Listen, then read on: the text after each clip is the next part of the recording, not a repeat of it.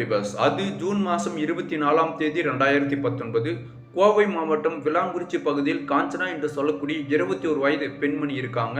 அவங்களுக்கு திருமணமாகி தனக்கு பிறந்த 2.5 வயது குழந்தையை அழைச்சிட்டு இன்று இரவு தன்னுடைய அம்மா வீடான பேச்சியம்மாள் வீட்டுக்கு போகணும் அப்படின்ற எண்ணத்தில் அங்கே போகிறாங்க. பேச்சியம்மாள் வீடு விளாங்குறிச்சியில் பழனியப்பன் தோட்டத்தில் இருக்குது. போயிட்டு நைட்டு இரவு 8 மணி ஆகுது. இரவு உணவு சாப்பிட்டு முடித்து தூங்குவதற்கு முன் தன்னுடைய குழந்தைக்கு பால் கொடுத்து அருகாமையிலே படுத்து இவங்களும் உறங்குறாங்க.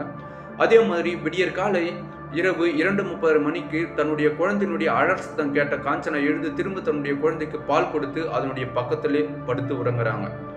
திடீர்னு ஒரு 4:30 மணி அளவில் காஞ்சனா விழித்தெழுந்து பார்க்குறாங்க.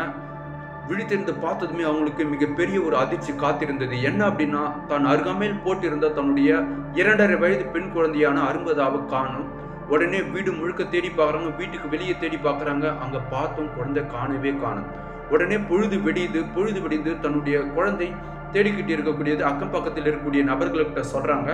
அவ்வாறு சொல்லும்போது ஒரு நபர் என்ன சொல்கிறாங்கன்னா, நான் பக்கத்தில் இருக்கக்கூடிய அதாவது காஞ்சனா வீட்டிலிருந்து 500 மீட்டர் தூரத்தில் இருக்கக்கூடிய ஒரு கருவேலங்காட்டு பகுதியில் ஒரு கிணறுல ஒரு குழந்தை இருக்கு அப்படின்னு சொல்லி தகவல் கசிது. உடனே அங்கிருந்த ஆண்கள் கயிறு கொண்டு போயிட்டு கயிறு கட்டி அந்த கிணறுல இறங்கி அங்கே மயக்க நிலையில் இருந்த அந்த 2.5 வயது பச்சை குழந்தையான அரும்பதாவை மேலே தூக்கி கொண்டு வந்து உடனே பக்கத்தில் இருக்கக்கூடிய ஒரு தனியார் ஹாஸ்பிட்டலுக்கு கொண்டு போகிறாங்க. அங்கு ட்ரீட்மெண்ட் பார்த்த டாக்டர் என்ன சொல்கிறாங்கன்னா, இந்த குழந்தை எப்போ இறந்துடுச்சு அப்படின்னு சொல்கிறாங்க. டாக்டர் இறந்ததும் சொன்னதுமே அந்த குழந்தைய அட்டாப்சி பண்ணுறாங்க. அட்டாப்சி பண்ணதில் அந்த குழந்தையினுடைய பிறப்புறுப்பில் விந்து இருக்கிறத கண்டுபிடிக்கிறாங்க. உடனே காஞ்சனா தன்னுடைய குழந்தையை நினச்சி கத்தி கதறி அழறாங்க. ஸோ இன்னைக்கு இந்த வீடியோவில் இந்த 2.5 வயது பச்சை குழந்தை எப்படி அவங்களுடைய வீட்டிலிருந்து 500 மீட்டர் தூரத்தில் இருக்கக்கூடிய அந்த பாழடைந்த கிணறுக்கு போகணும், அதுவும் அந்த கருவேலங்காட்டு பகுதிக்கு போகணும். ஒருவேளை அந்த குழந்தையை யாராவது கடத்திட்டு போனாங்களா, அவ்வாறு கடத்திட்டு போனால் அதற்கு என்ன காரணம் அப்படின்றத பற்றி தான் பார்க்க போகிறோம். நீங்கள் பார்த்து கொண்டிருப்பது ராஜாராம் டிகிரிப்ட். நான் உங்கள் ராஜாராம். வாங்க வீடியோக்குள்ளே போகலாம்.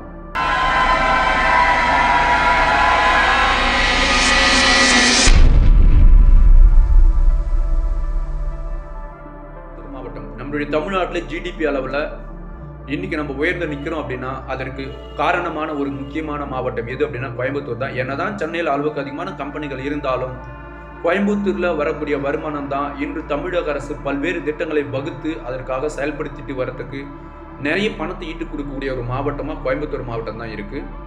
அதே மாதிரி கடவுளுடைய படைப்பில் கோயம்புத்தூர் மாவட்டன்றது ஒரு பக்கம் காட்டாலும் ஒரு பக்கம் மலையாளம் சூழ்ந்து ஒரு நல்ல இயற்கை அரணாக விளங்கக்கூடிய ஒரு மாவட்டம் தான் கோயம்புத்தூர் மாவட்டம்.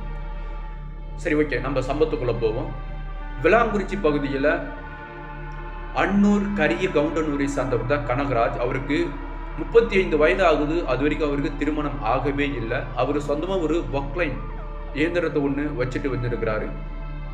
ஸோ பக்கத்தில் இருக்கக்கூடிய விராலியூரை சார்ந்த காஞ்சனா என்ற ஒரு பெண்ணை பார்க்குறாங்க. 2 பேருக்கும் ஒத்துப்போது அவங்க திருமணமும் செஞ்சுக்கிறாங்க. திருமணமான பிறகு கனகராஜ் என்ன பண்ணுறாருனா, தன்னுடைய அப்பா வீட்டில் இருந்து விளாங்குறிச்சி பகுதியில் குப்பன் தோட்டத்தில் வந்து தனியாக தன்னுடைய மனைவியோடு வந்து வாழறாங்க. அங்கு தான் அவங்களுக்கு ஒரு பெண் குழந்தையான பிறகுது.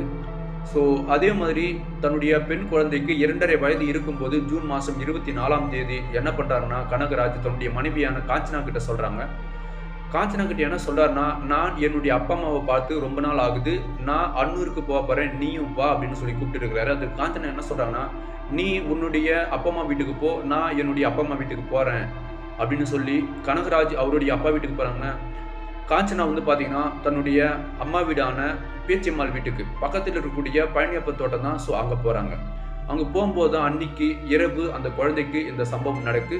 ஸோ அந்த குழந்தைய பரிசோதனை பண்ண டாக்டர் அந்த குழந்தை இறந்துடுச்சு அப்படின்னு சொல்லி சொன்னாங்க. இதெல்லாம் நம்ம முன்னுரையில் பார்த்தோம். உடனே இந்த தகவல் போலீஸுக்கு போகுது. போலீஸ் என்ன பண்ணுறாங்க அப்படின்னா, இந்த கேஸை முதல்ல அரும்பதாவனுடைய அம்மாவான காஞ்சனா கிட்ட போயிட்டு விசாரணை மேற்கொள்றாங்க. உன்னுடைய மகள் இறந்திருக்காங்க, இதற்கு காரணம் யார் அப்படின்னு உங்களுக்கு தெரியுமா? உங்களுக்கு முன்பின் பகை விரோதமா யாருன்னா இருந்தாங்கன்னா நீங்க சொல்லுங்க, அவங்க கிட்ட போயிட்டு விசாரணை ஸ்டார்ட் பண்ணலாம் அப்படின்றாங்க. அதற்கு காஞ்சனா என்ன சொல்றாங்கன்னா, எங்களுக்கு பகை என்று சொல்லி யாருமே கிடையாது. ஏன்னா என்னுடைய மாமியார் வீடு அன்னூரில் இருக்கு. ஸோ அவங்களும் என்கிட்ட பேச மாட்டாங்க, ஆனால் என்னுடைய கணவன் கிட்ட ரொம்ப அன்பும் பாசமாக நடந்துப்பாங்க. அதே மாதிரி நான் என்னுடைய அம்மா வீடான பேச்சியம்மாள் வீட்டுக்கு வந்தேன். அங்கே 2 நபர்கள் தான் இருந்தாங்க. ஒன்று என்னுடைய அம்மாள், இன்னொன்று என்னுடைய தம்பி. ஸோ இவங்க 2 பேருமே என்னுடைய நெருங்கிய உறவினர்கள். இவங்க எப்படி என்னுடைய குழந்தை இறப்பதற்கு காரணமாக இருந்திருக்கலாம் அப்படின்னு சொல்கிறாங்க.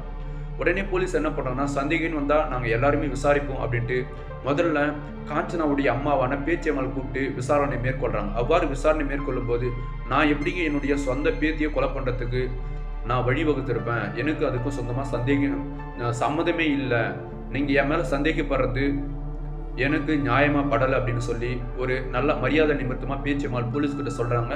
போலீஸ் என்ன பண்ணுறாங்கன்னா, பேச்சியம்மாள் அந்த பேசக்கூடிய யதார்த்தமான வார்த்தை வச்சு இவங்களுக்கும் அந்த குழந்தையினுடைய இறப்புக்கும் எந்த சம்மதமும் இல்லை அப்படின்னு சொல்லி பேச்சியம்மாள் விடுவித்து உடனே என்ன பண்ணாங்கன்னா, பேச்சியம்மாளுடைய மகனான காஞ்சனாவுடைய தம்பியை கூப்பிட்டு விசாரணை மேற்கொள்கிறாங்க. அப்போது விசாரணை மேற்கொள்ளும் போது அவர் என்ன சொல்றாருன்னா, பேச்சியம்மாள் என்ன மகுடி ஊதினாங்களோ அதையே தான் தொடக்கத்தில் ஊதிருக்கிறாரு.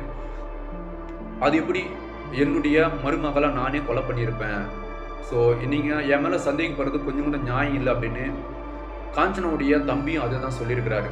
உடனே போலீஸ் என்ன பண்ணுறாங்கன்னா, இது எப்படி இந்த விசாரணை மேற்கொள்றதுன்னு எதுவுமே தெரியலையே, அந்த குழந்தை எப்படி விடியற் காலையில் அந்த கருவேலங்காட்டு பகுதியில் இருக்கக்கூடிய பாழடைந்த கிணறுக்கு வந்திருக்கும், ஒருவேளை அந்த குழந்தை அங்கிருந்து முட்டி போட்டு தாவி வந்திருக்குமா அப்படின்னா அதற்கு சாத்தியம் இல்லை, ஒன்றுமே புரியல அப்படின்னு சொல்லிட்டு கொஞ்ச நாள் போலீஸ் அமைதியாக பொறுமையாக வெயிட் பண்ணுறாங்க.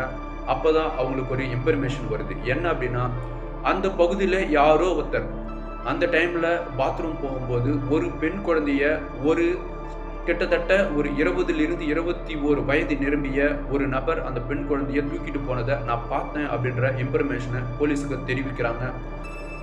உடனே போலீஸ் என்ன பண்ணுறாங்க அப்படின்னா, 21 வயது மதிக்கத்தக்க அப்படின்னா அப்போது காஞ்சனாவுடைய வீட்டில் அவங்களுடைய தம்பி இருக்கிறாரு, அவருக்கு கிட்டத்தட்ட 20லிருந்து 21 வயது இருக்கும்.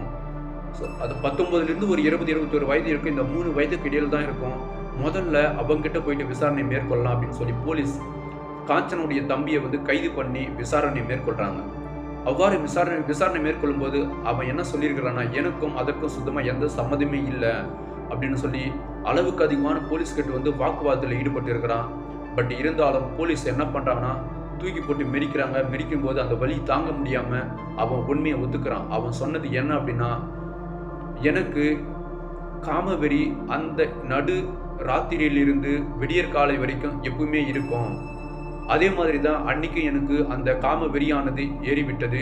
நான் இந்த பக்கம் பார்க்குறேன் என்னுடைய அம்மா, அந்த பக்கம் பார்க்குறேன் என்னுடைய அக்கா.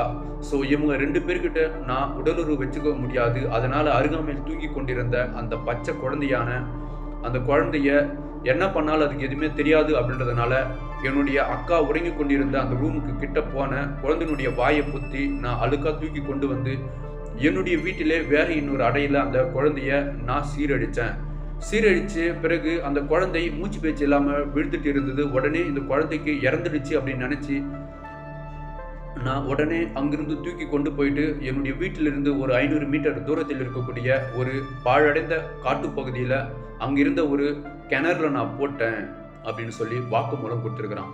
உடனே போலீஸ் என்ன பண்ணுறாங்கன்னா, நீ எல்லாம் ஒரு மனுஷனா அப்படின்னு சொல்லி நினைத்து அவனை தூக்கி உள்ளே வச்சு இப்போ எவிடன்ஸ் எல்லாமே கலெக்ட் பண்ணுறாங்க.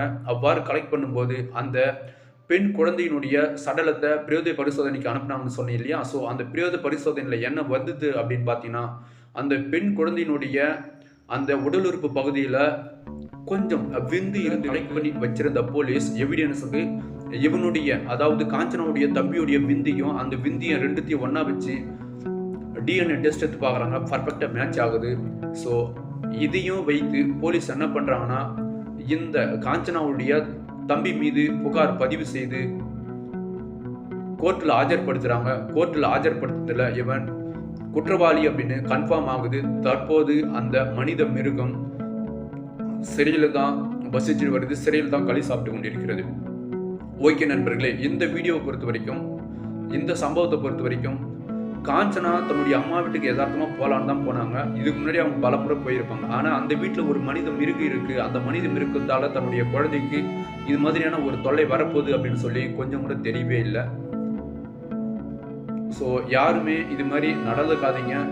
ஒரு பச்சை குழந்தை அப்படின்றது தெய்வத்திற்கு சமம் அப்படின்னு தான் நம்மளுடைய தமிழ் பண்பாடு சொல்லி கொடுத்துருக்கு. அந்த தெய்வங்கிட்டே இந்த மனித மிருகம் இது மாதிரி நடந்துக்கிட்டு நினச்சா ரொம்ப வருத்தமாக இருக்குது. ஸோ அவ்வளோதான் இன்னைக்கு வீடியோ. இவ்வளோ நேரம் இந்த வீடியோவை பொறுமையாக பார்த்துருக்கு நன்றி.